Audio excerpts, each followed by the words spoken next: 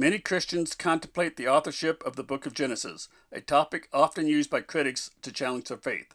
One theory is a documentary hypothesis, suggesting that Genesis was derived from oral traditions passed down over thousands of years. However, conservative scholars have argued against this, noting that Genesis can be divided into 12 segments, implying that Moses copied these records to form our current book of Genesis. My perspective suggests that Genesis consists of just 6 records translated by Moses.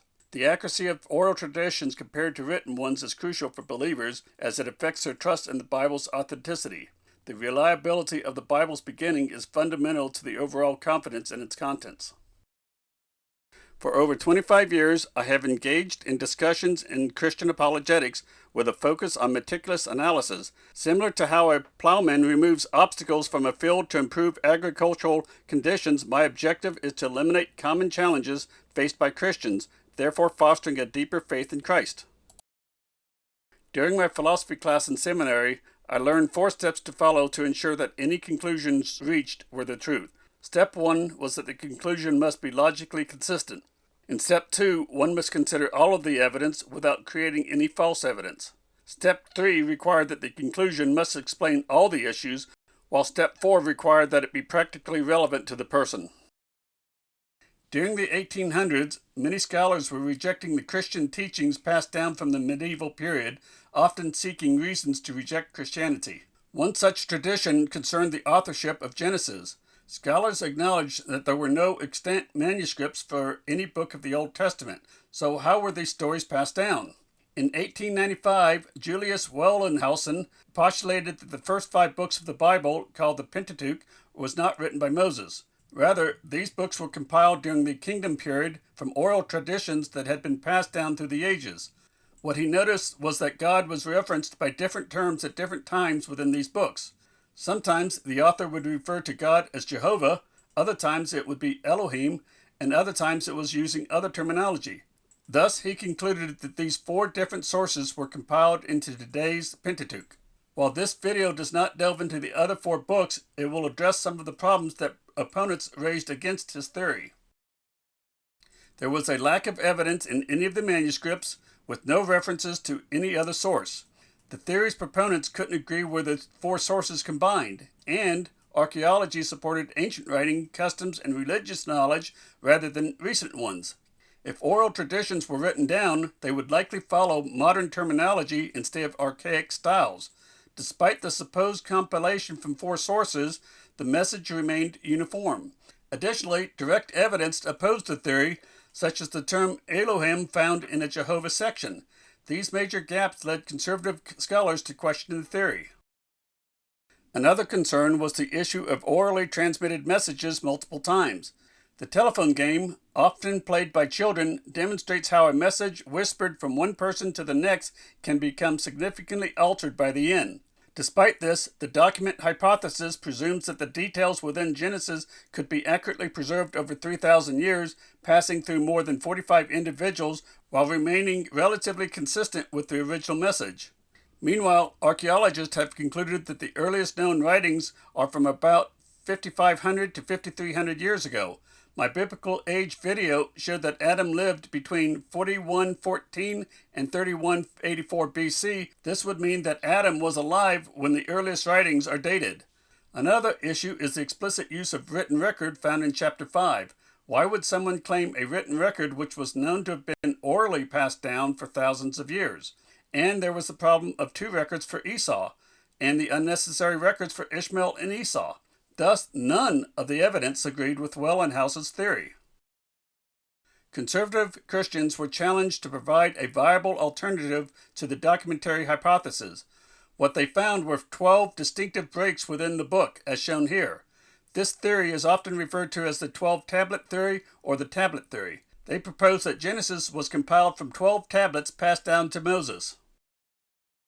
This addressed why chapter 5 stated a written record, because the record literally specified that it was a written copy. One may wonder why this written record was included here but not elsewhere. To understand this, one only needs to understand human behavior. When a person gets the latest model of an iPhone, they will often mention it. However, how many people would show off the fact that they have an iPhone 3?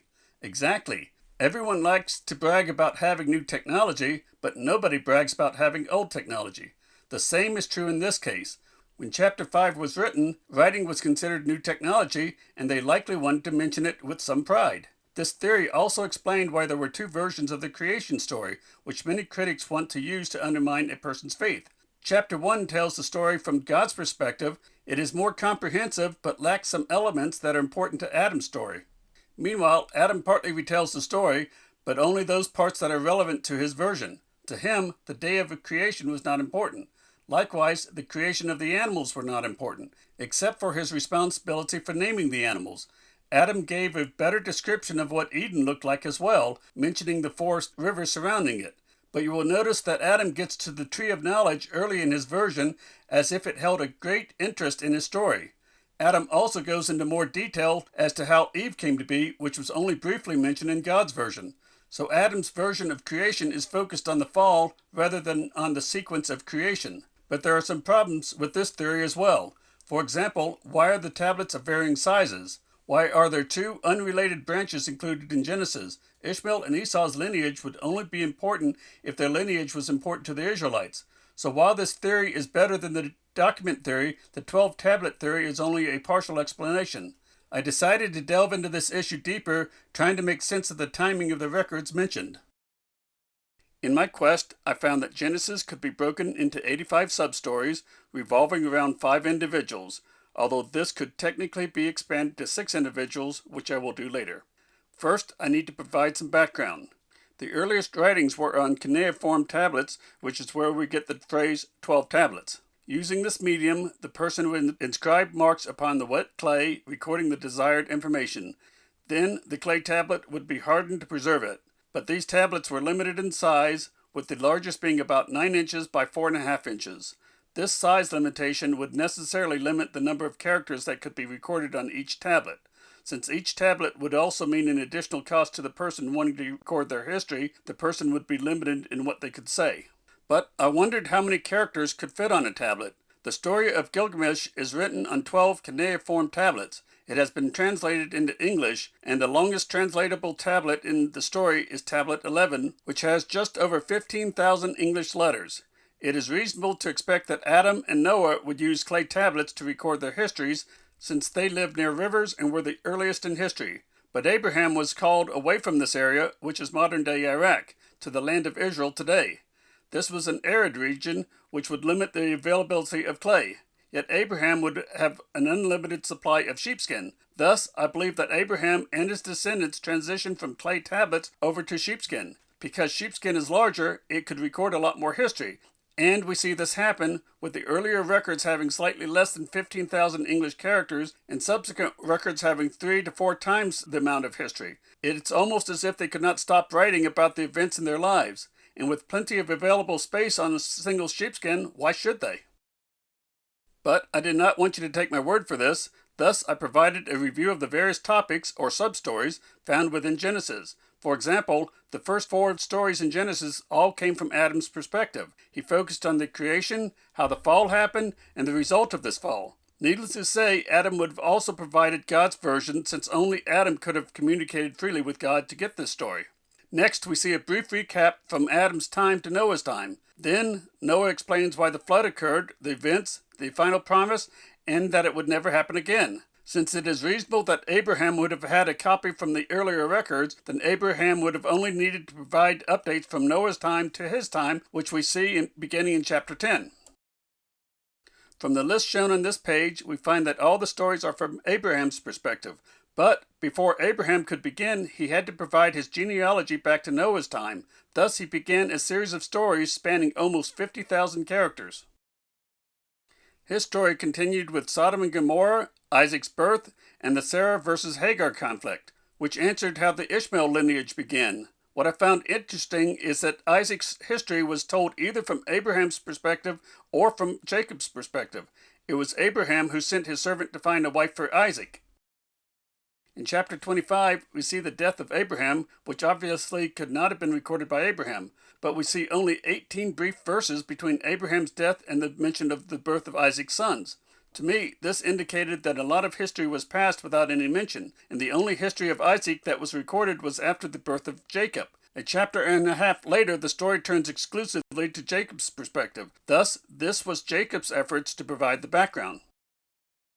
From chapter 27 on to chapter 35, Jacob's version continues, but in his story he tells how he met God and his reconciliation with Esau.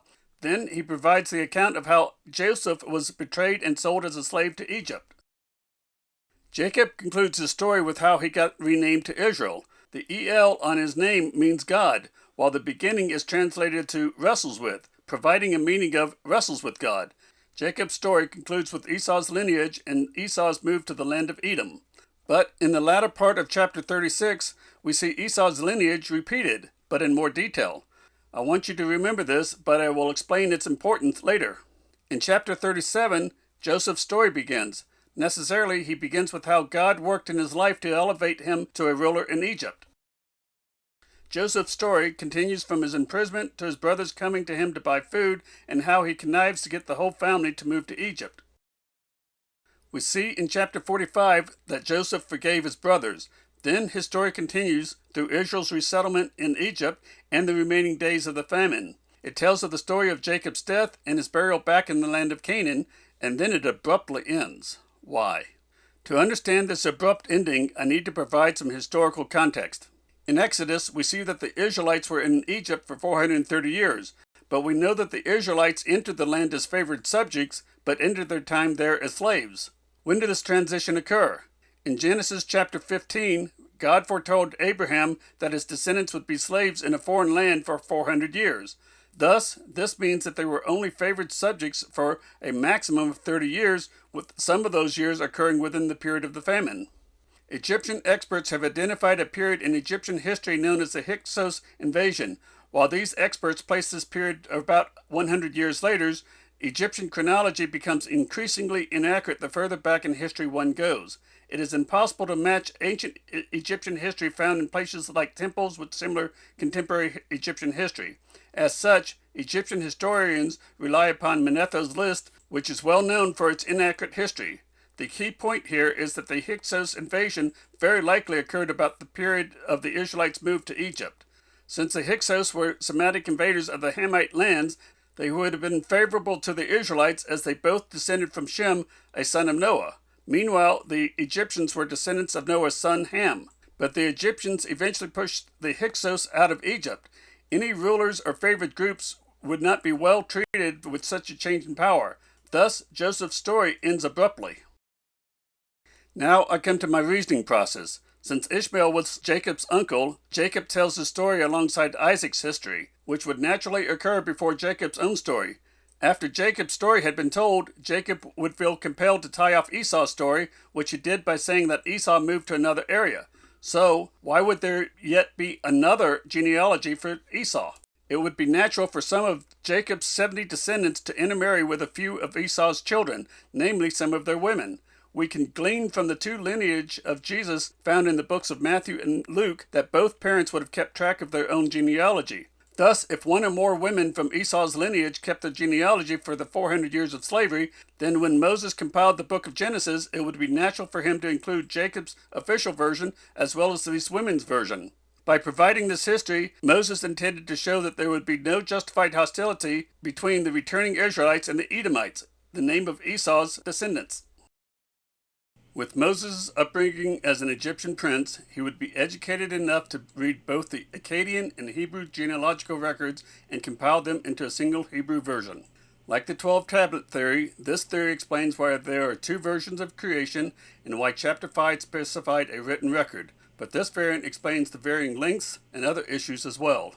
The original genealogical records were on small clay tablets, while the latter ones were on larger sheepskin. It follows the same approach we see in the New Testament, whereby the authors provided Jesus' background before talking about his events, and explains why there are two records of Esau, one that is relatively brief and a longer version of a person who merged with the Israelites later than that point in time. And this information may have been crucial to providing a safe re-entry into the Promised Land. To summarize, while the document hypothesis remains popular with critics, it has been debunked since the 1990s. The 12 tablet theory is accepted by most Bible scholars as it answers most of the issues, like the high level of details found within their stories. These details include Noah having triplets to help build the ark, a timely intervention by God, and Joseph's interpretation of the Pharaoh's dream. It also addresses why they went from a family of an exalted ruler into slavery, as this likely coincided with the Egyptians pushing the Semitic invaders out. However, the 12 tablet theory does leave some unresolved empirical evidence that must be answered. My theory dovetails with the 12 tablet theory, expanding upon it to address why the records were of widely varying lengths, as well as why Ishmael's and Esau's lineage was considered important enough to include in Moses' efforts. And that wraps up today's topic.